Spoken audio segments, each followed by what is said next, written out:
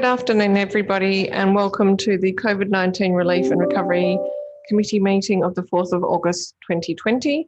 I'd like to start by acknowledging that we meet on the lands of the traditional owners, the Whadjuk people of the Noongar Nation, and pay respects to elders past, present and emerging. Item 2, apologies, members on leave of absence. We are all accounted for today. Item 3, public question time and receiving of public statements. I notice that we do not have anyone present in the public gallery. I'm just checking if we've received any questions provided in writing. Through you, Mayor Cole, we haven't received any questions in writing. Thank you, Manager. Response to previous public questions taken on notice, there are nil. Declarations of interest, item 4. I see that we have one here, so I'll go to the CEO. Through you, Mayor Cole, I've received one declaration of interest from Councillor Castle in relation to item 7.4, declaration of interest affecting impartiality, noting that Councillor Castle is friends with the President of Gymnastics WA. Thank you. Okay, item 5, applications for leave of absence. There are nil. And item 6, confirmation of minutes. This is for the COVID-19 Relief and Recovery Committee meeting of the 21st of July 2020. Could I please call for a mover and seconder? Move Councillor Gontaszewski, seconded Councillor Castle. All those in favour? I declare the minutes carried. So that takes us to business arising and 7.1, our usual update on COVID-19, the general update. Can I call for a mover and seconder, please? Move Councillor Gontaszewski, seconded Councillor Castle. Thank you, Mayor Cole. I just didn't have any concerns with this. Just, I guess, a question noting the community resilience scorecard report, the comments on that, and that the preliminary report with statewide data. Just to query through you to the manager of wellbeing, and I'm going to forget the title. Built environment. I'm so sorry, Mark. Built environment and wellbeing, to just query whether it is intended that local government centric data will be made available at some point in the future.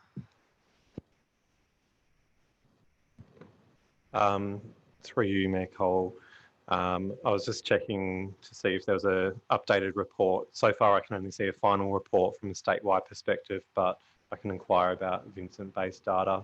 I think our data set in Vincent was fairly small, so we'll see how the results go for that. Thank you. Nothing further from me. Through you, Mayor Cole, just a quick question on the same point. Is it anticipated that the community resilience scorecard will eventually have Vincent specific, or are we only being told at this point when it's finalised, it will be statewide or sector-wide? Through you, Mayor Cole, at this point, I'm only aware that it's statewide, but I can definitely inquire further about that. Thank you. And in relation to WALGA's economic impact data, could you just clarify what's the distinction or the definition of a payroll job in the Vincent area? Is that a definition distinguishing it from casual jobs, or how is that the full picture basically?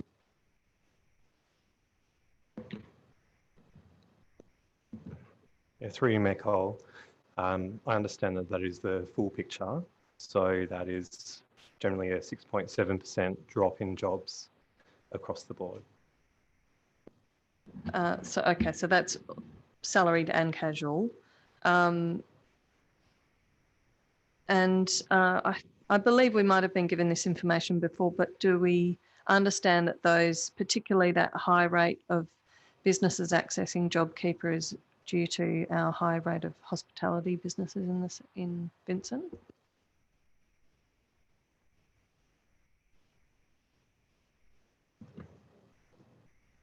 I just think maybe some of these questions might be outside the scope of health. Sorry, whoever. So if any other directors wish to jump in at this stage, I was wondering whether the payroll would refer to anyone where payroll tax is being paid potentially, but the CEO is pointing out potentially, well, not self-employed people. So small trades, we have quite a lot of small trades as well. But in terms of the other question, open to the floor if anyone has an answer. Through you, Mayor Cole, we can only extract a certain amount of information or answers from some of those results. I think it would be fair to assume that we do have a large portion of small food and beverage outlets, a high number of, therefore, employees working in the hospitality industry, which were directly and immediately and severely impacted by the restrictions, and that might be part of the explanation why we've got such a high proportion of businesses receiving JobKeeper. And then there's also quite a large number of one-person consultancies and small businesses, which may just have one or two consultants, for instance, because we've got a large number of professionals who live in the city of Vincent and they either work here or work in the city, and that a lot of their businesses would have been directly and immediately impacted by the downturn in general economic activity and people looking to engage consultants, for instance, when budgets were so tight. So I think that might have had an impact as well. We will continue to explore this as we work with Council on developing the economic rebound strategy. Yes, I guess that was the point of my question, is that, as more granulated data becomes available, that would be really interesting to know so that we know our rebound plans are well targeted. Thanks. I agree, Councillor Castle. I'm just reflecting on that I have seen a table that breaks down the City of Vincent's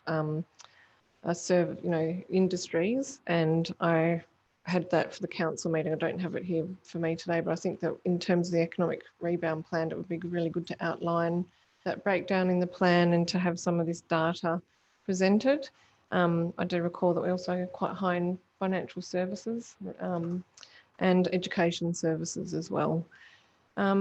So I think that data was really interesting and touched on it when we were adopting the budget last Tuesday, particularly in terms of the data coming through for businesses, which is a lot more illustrative at this point than it has been for residents, with that 53.5% figure of Vincent businesses accessing JobKeeper payments compared to 35.3% for the Perth metropolitan area. So that was quite a stark figure.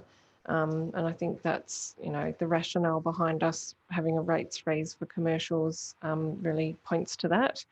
I was also just wanting to note that Beatty Park Leisure Centre and library statistics, where we've been provided with data to compare June 20 to June 19, showing that Beatty Park Leisure Centre is still 14% down and the library 16% down on borrowing. So that was valuable data and appreciated. And I just had one question about action 2.14 and arts relief, and whether Director for Community and Business, if you have an idea of when we might be going out for our second tranche of arts relief EOI. Yeah, through you, Mayor Cole, I'm aware that there is, we have one or two new or revised applicants that have come through in the last week, and I would be suggesting that they need to be reviewed by the Arts Relief Working Group.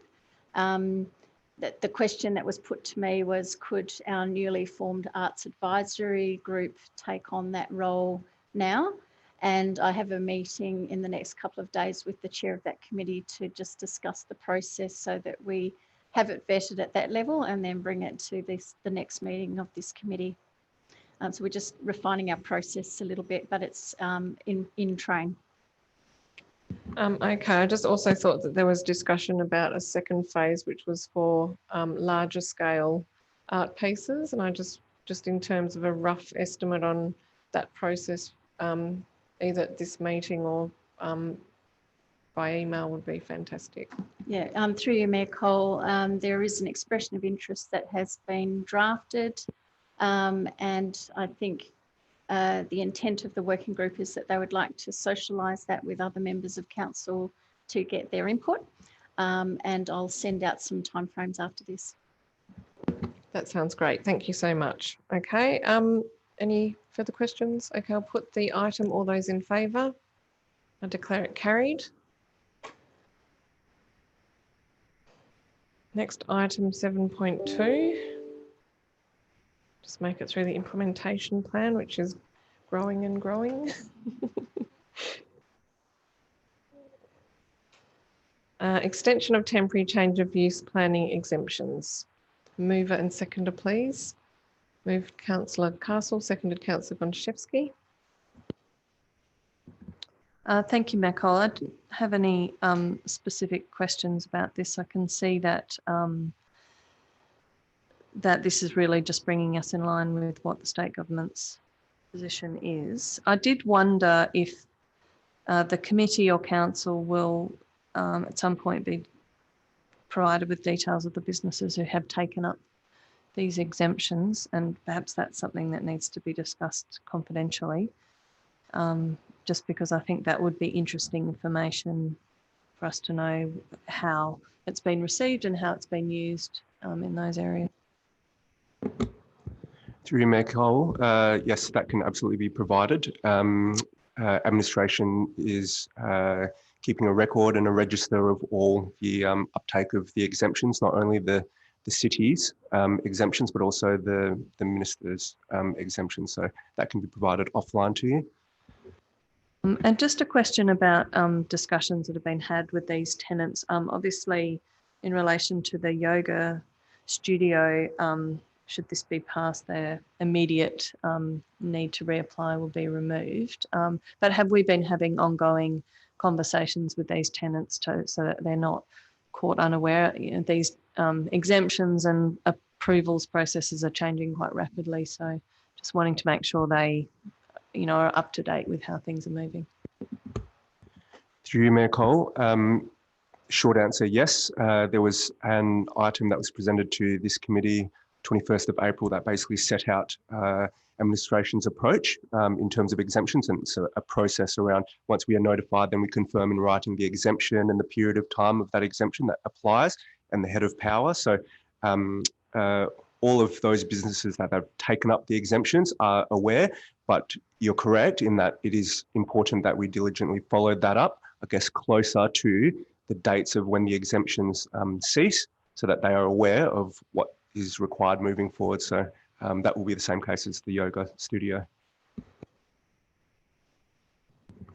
Councillor Gonchevsky.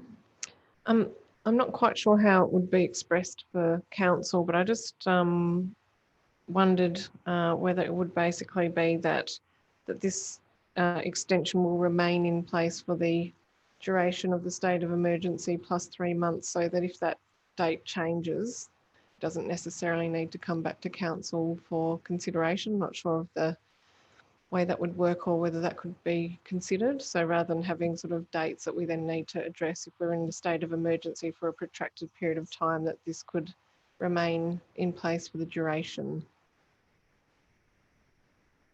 I know we don't have to tackle that for now. That's more about what comes forward to council.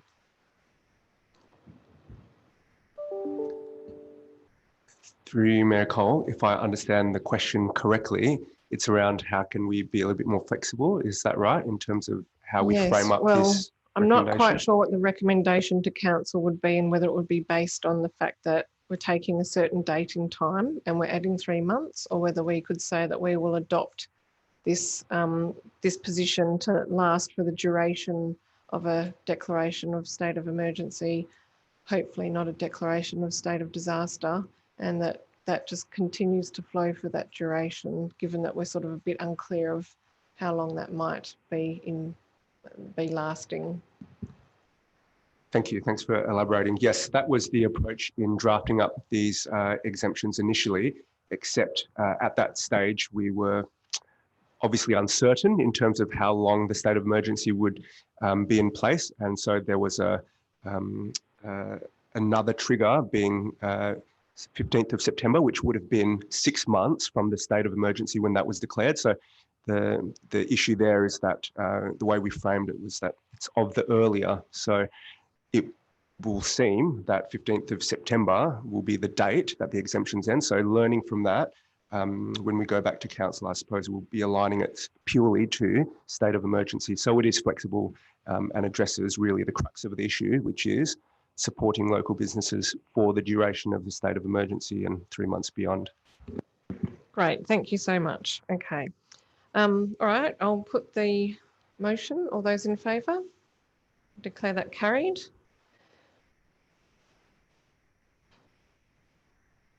That takes us to item 7.3, tenant application for financial assistance, Tennis West, Robertson Park Tennis Club. Can I have a mover? Councillor Gondaszewski, seconded by Councillor Castle. Thank you, Mayor Cole. I just have a couple of questions on this. They relate a little to the confidential attachments, but I'll keep them high level for the time being. So here we go. I just wanted to talk about and ask about the difference between a variable outgoing and a recoup. If I could just get that clarified, that would be fantastic by the Executive Manager of Governance. Through you, Mayor Cole, there's a few tenants where we charge variable outgoings. So that means at the commencement of the lease each year, we estimate the outgoings for the year. So there are things like the utilities, any maintenance costs, building insurance, and they pay by monthly instalments. At the end of the year, we do a reconciliation and credit them, or they pay the difference. For most other tenants, they just pay the outgoings as they arise. So that would be usually monthly or quarterly, depending on like the frequency of the invoices. So for utilities, usually quarterly, otherwise some maintenance monthly.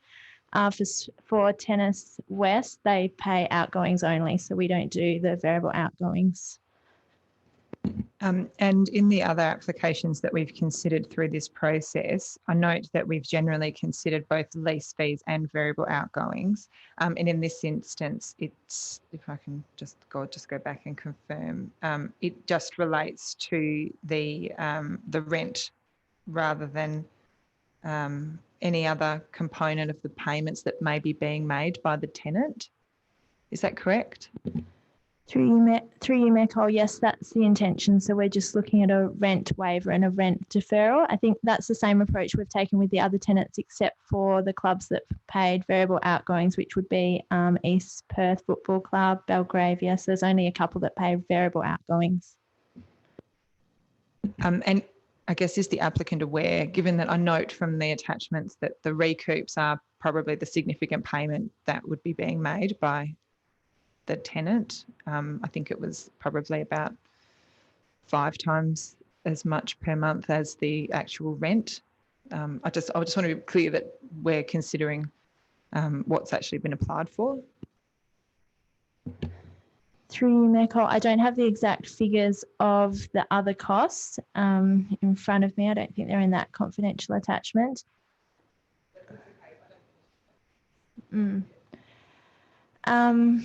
So we have discussed with the tenant what we're proposing to recommend. I don't believe they had any issues with this proposal. Thank you. So, and I guess my next series of questions relates to the fact that the downturn in this application is 25% rather than 30%. And I know that that's the case in subsequent applications. The rationale in this seems to be that the city chose to waive the full payments for category 1 and 2 tenants. And I'm just wanting confirmation that that's the sole rationale for deviating from the current sort of system that we've been using to assess these applications. Through you, Mayor Cole, yes, that's correct. We haven't received any requests to date that haven't met the threshold in the code, and Tennis West was 25%, where the requirement is 30% downturn. And our view is that's consistent with our principle, our approach to date of offering for like the category 1 and 2 that further waiver for the whole period. But it's up to the committee whether they believe that's appropriate.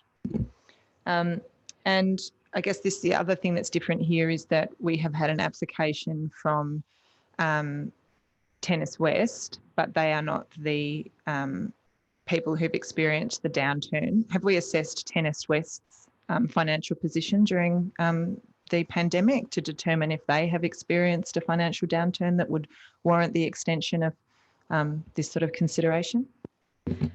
Through you, Mayor Cole, yes, we did initially, and they hadn't experienced any noticeable downturn. So it's really because Tennis Central are the ones that are operating at this centre and they're paying the cost, so they pay the rent. So while the arrangement is with Tennis West, it's Tennis Central who's operating the centre. They have a arrangement with Tennis West to that effect, and they've experienced the downturn. So our view was that it's more appropriate to look at what's happened to them over this period, and so we've assessed their financials. And there wasn't any consideration of requesting that the Tennis Central liaise with Tennis West in relation to reduction in fees rather than those being passed on to, so Tennis West is passing on their lease fees because Tennis West have the lease with the city. So they're passing on their lease fees to Tennis Central, yet they're asking the city to reduce those lease fees on the basis of Tennis Central's downturn rather than negotiating with their own tenant. Through you, Mayor Quell. Yes, good question. And we did initially discuss with Tennis West, like whether there was any flexibility, and it's Tennis West that have come to us and said, you know, Tennis Central, because they're having had to close for several months and have experienced a downturn, could we consider anything? And they've said Tennis West is unable to provide them any further assistance. They're already assisting by taking on the management of the tennis club during this period. So when they understood that we were able to provide some assistance in line with the code, then that's when they applied and then got Tennis Central to provide their financials, because they're the ones that have actually experienced the downturn rather than Tennis West. And are we providing assistance in accordance with the code if the downturn hasn't been 30%? Through you, Mayor Quell, no, we'd be going beyond, because the code says you're eligible if you experience 30% downturn. So the code is 25%. Sorry, they've only shown 25% downturn. And this is relating to fees payable from the 1st of April. We're now in August. So have the lease fees been paid to date? Like, are we now going to be recouping money, or are they behind in their, what's the schedule of their lease payments? Through you, Mayor Cole, the monthly amount is only $772, and I believe they've been paying it to date. So we would have to do a reconciliation if this waiver and deferral was approved. I will cease my questions and reserve my right. I think Councillor Gontashevsky's covered it all. I don't have any questions.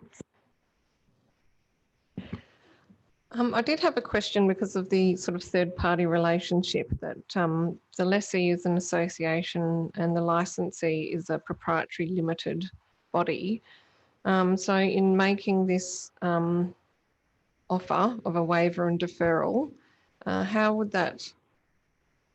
would we ensure, I mean, have complete faith in the parties, but just from a sort of process and legality perspective, how do we ensure that third-party relationship and that goes back through the association to the proprietary limited body?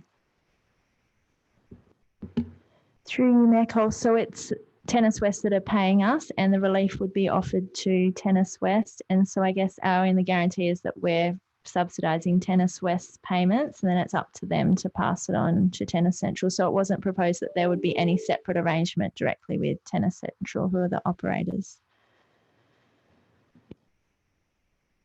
Yeah, just before you do so, I guess I'm not trying to get hung up on the technicalities, but in these matters it is important. So I'm just wondering that we've assessed the licensee as having the downturn in revenue, but our payment would be going to Tennis West, who has not been able to demonstrate a downturn.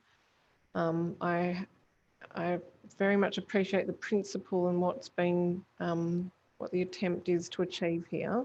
I just want to make sure that it's that the process is correct. Through you, Mayor Cole, just to draw the committee's attention to the following report about two other tenant applications where the calculated downturn for Swimming WA for the July to September period is 17%, which is also below the 30% specified percentage under the code. And we had this discussion or consideration about how to approach this and whether or not that 30% benchmark is hard or indicative. And both these reports, as presented and recommended to the committee, essentially are trying to present the city as a model lessor during this difficult time. And if there was a significant, not reaching that 30% benchmark, but still a significant impact on operations, we would reflect that in what we were recommending to the committee, noting that it is below that 30% benchmark specified by the code.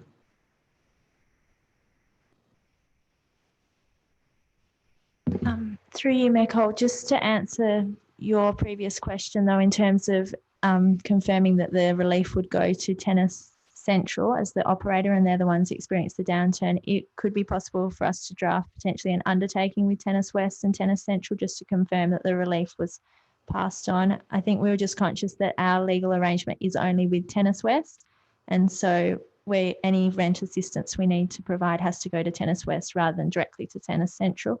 But we could have a separate undertaking if that's what the committee would prefer. I just feel that if we're going to potentially have other applications that come forward from sublessees or from licensees, that we may need to just sort of have a bit of clarity around what that process will be. Yeah, so as I say, I absolutely understand the principle of what is being sought here. I don't have a issue with providing support at 25% downturn as a principle. I think it's more about the application of relief to a body that has to then flow that on to a licensee. Through you, Mayor Cole, if the committee deferred this item, we could certainly get that undertaking from Tennis West in writing in a letter to the city to provide to the committee.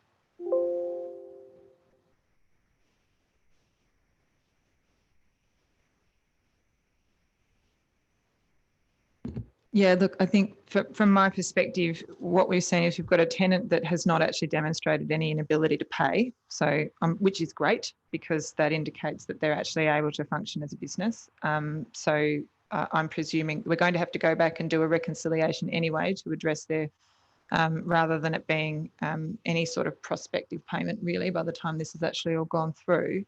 So I would presume that it should not be a significant financial impost in order to be able to obtain that undertaking. I may as well just speak now. I have some concerns with, you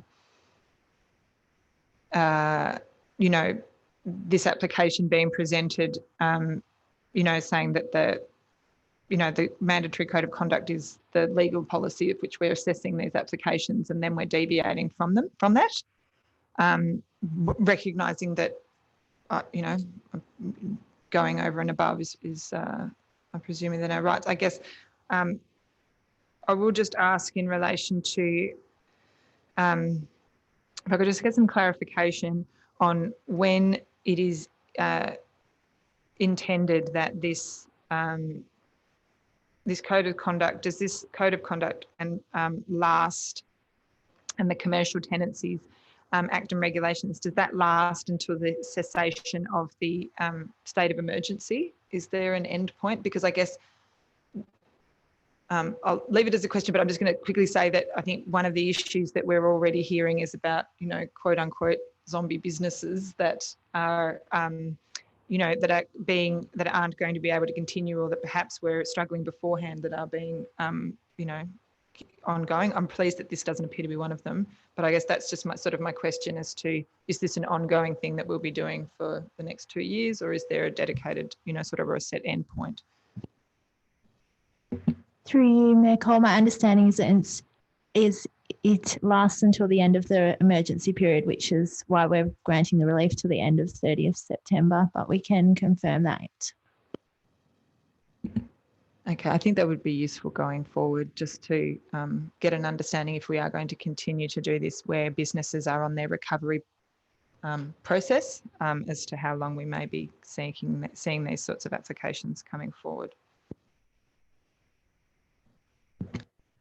Well, I believe as chair, I cannot move procedural motions, so I will, if I'm happy to move a deferral motion. I think there's still some unresolved questions and it would be good to have a bit more clarity on the process before we actually make a decision on this. So there's a seconder. That's seconded by Councillor Gontaszewski. All those in favour? I declare the item deferred. It would be appreciated if this could come to the next committee meeting with some further clarity around provision of relief to a lessee who has who then must flow this on to a licensee. And perhaps just having a view on a process going forward on that, because we may come up against this again in terms of subleases also. Can I also request when this comes back that some consideration has been given to that process where the lessee doesn't have the downturn and is actually wouldn't qualify, but the licensee does, and just how we should apply these guidelines that we've been using for some time in that situation. Mm-hmm. That was a much more eloquent way to describe what I was seeking. Thank you, Councillor Castle. Okay, so we've deferred that item until next meeting. So that takes us to item 7.4, tenant application for financial assistance. This is for Gymnastics WA, Swimming WA and East Perth Football Club. Can I have a mover and seconder, please? Moved, Councillor Gontaszewski. I'm assuming it's moved by Councillor, seconded by Councillor Castle.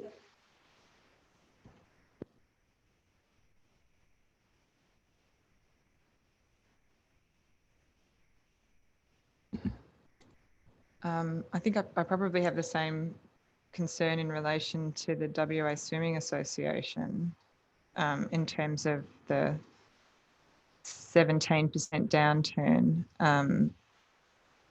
But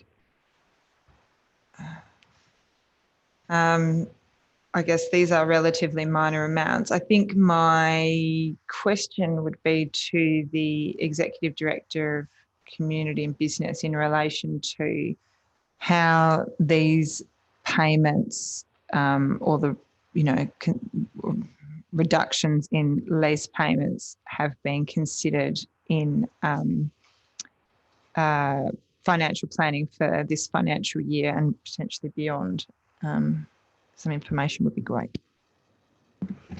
Through you, Mayor Cole, we did do some estimates based on who our tenants were to make sure that there was a provision.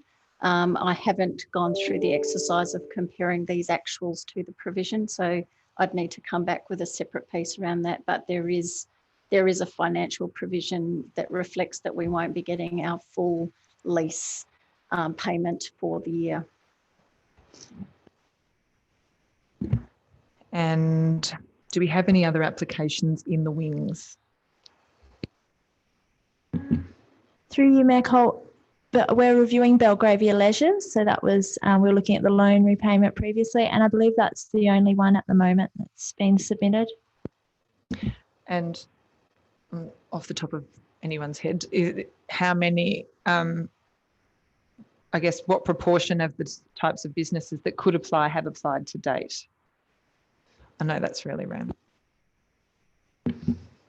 Through you, Mayor Cole, so in respect to the commercial ones, I believe it's about 10 or slightly more, and that would be like less than half, I think. But I believe everyone that's applied to date, they're the ones that there's no further groups because we've made it clear what our approach is. So I don't think we'll get any other requests. It would be just reviewing their financial downturn, because previously we granted the downturn from March to June. But the groups that have submitted these revised requests are the only ones to date, I think. So I don't imagine two more or like any new ones. I think my concern in relation to the Swimming Association is just that if we've sort of made a provision on the basis of, sort of paying for people that have a 30% downturn, and then we sort of then start to extend that out to additional,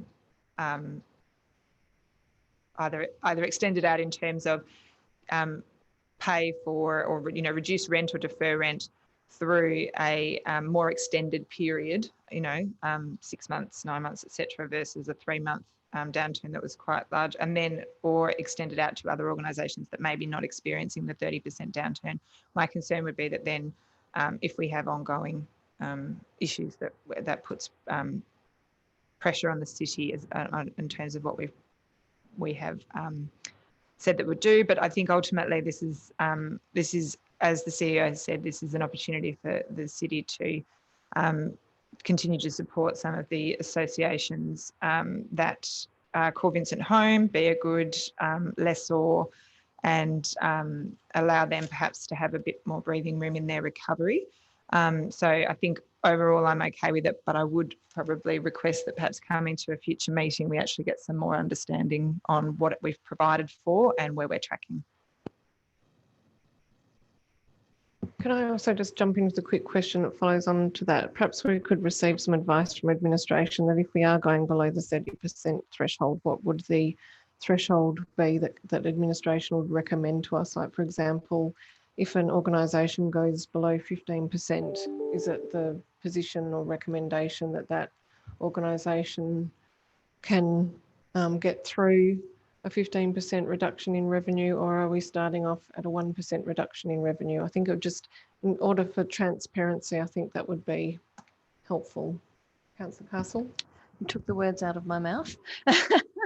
No, thank you, because that's exactly the concern I had, is that I agree. I don't in principle have a problem with us reducing that threshold, but I do think it would be good if there's some criteria or some clarification around how we might apply that going forward. And I think given that the question I had written down was, what is the duration of this code as well? So I think at this point we're closing off that initial phase of relief. But what we don't know is that code going to be extended? Are businesses going to continue to see this downturn? And are we going to be dealing with these applications for the next 6 to 12 months?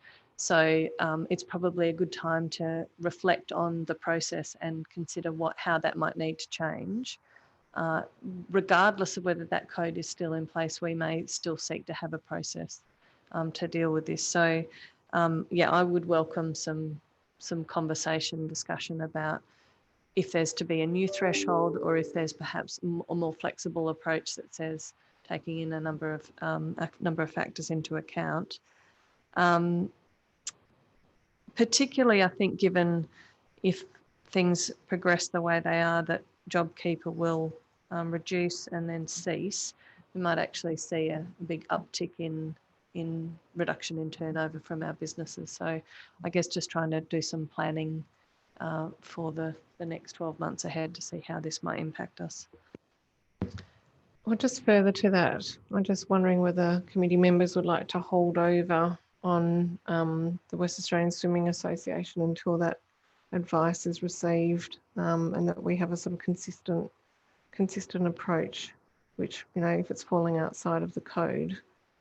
Yeah, I did consider that, and I guess I have a question as to what, similarly to the previous item, are they in arrears on those payments, or are they up to date? So, what hardship would we be putting on them if we defer this for the next meeting's not for a month, right? Through you, Mayor Cole, so the committee previously approved a rent waiver and deferral for Swimming WA for the March to June period, and their downturn was over the 30% threshold at that time. So things have improved for them, as you can see, because it's now only 17%. But because we previously granted financial assistance, we've got their payments on hold at the moment. So it could result, in some financial hardship if they had to pay in full up to this period. Yeah, I guess my question is, if we defer that particular clause, we're not then seeking payment of those rental amounts in the next month before we can determine it? Through you, Mayor Cole, no, we could continue to put them on hold until the committee's considered it. I note that the code does only apply at the moment to the end of the emergency period, but if the emergency period is extended, that means it will continue to apply. And I agree that it would be a good idea for us to come back with a approach to dealing with below the 30% threshold. So we can do that at the next meeting. With Swimming WA, they did experience some months of extreme downturn. So I think our justification for providing assistance, even though it was 17% on average, was in some months, I think it was close to 94% downturns. They have been in periods of very extreme hardship, but then they're recovering due to the JobKeeper payments, which they're now receiving. I guess that also raises the question that we've dealt with these applications in 3-month blocks. If you were to look at their 6-monthly downturn, it would be well below 30% on that basis. So that's perhaps just part of that consideration about how we deal with it going forward. Sorry, just also wondering if the Swimming WA is potentially like the Tennis West application in terms of, I note that there's Swimming WA and then there's the swim school, and that Swimming WA has quite a small decrease and has actually had an increase versus the actual swim school, which is quite, so I guess I'd be, if we were to defer the consideration of the Swimming WA part, at least to get some clarification on the relationship between Swimming WA and the actual swim school, and again, who we have the relationship with and who is actually experiencing the downturn. Through you, Mayor Cole, yes, we can provide further details, but we have already asked the Swimming WA about it, and I believe it's just like part of Swimming WA is the swim school. So our relationship is completely with Swimming WA. They pay everything. They've just branded the swim school as Lakeland Swimming School. So they wouldn't be paying Lakelands. It would just be through Swimming WA. I think if everyone's happy, I'd move an amendment just to remove clause 1.1 from the recommendation. Yes, I think there's just some reference to SWA in some of the other clauses as well, which would also have to follow through into 2.1, 2.2 and 2.2. Is there a seconder for the amendment? Seconded by Councillor Gondaszewski. I'll just seek clarification from Wendy that that's covered. So it's to remove clause 1.1 in its entirety, and then to remove reference to the acronym SWA, which I believe is mentioned 3 times in clause 2.